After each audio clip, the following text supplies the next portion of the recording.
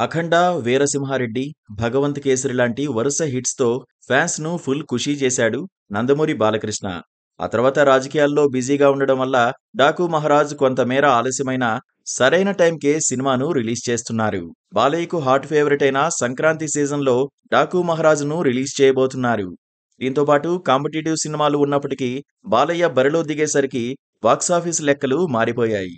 ఇప్పుడు మరో సీజన్‌ను కూడా బాలయ్య ముందుగానే బ్లాక్ చేసి అందరికీ షాక్ ఇచ్చాడు.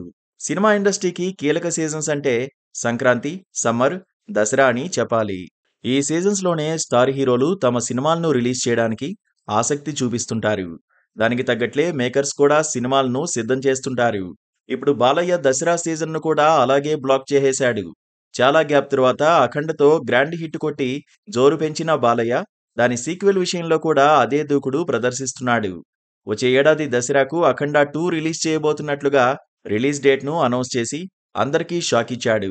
రీసెంట్‌గా 'డాకు మహారాజు' షూటింగ్‌ను కంప్లీట్ చేసిన బాలయ్య అఖండ 2 షూటింగ్‌ను కూడా మొదలుపెట్టేశాడు. ఇక బాలయ్య, బోయపాటి కాంబినేషన్‌లో సినిమా అంటే ఏ రేంజ్‌లో ఉండబోతుందో ఇప్పటికే 3 సార్లు చూపించేశారు. ఇప్పుడు అఖండ 2తో మరోసారి చూపించబోతున్నారు. 14 డీల్స్ బ్యానర్‌లో అత్యంత ప్రతిష్టాత్మకంగా భారీ బడ్జెట్‌తో ఈ చిత్రాన్ని నిర్మించనున్నారు. బాలయ్యకు జోడీగా ప్రగ్యా జైస్వాల్ నటిస్తుండగా ఎస్ఎస్ థమన్ మ్యూజిక్‌ను అందిస్తున్నాడు. Balayya, Thaman music combo box office వద్ద మ్రోత మోగి తీరాల్సిందే.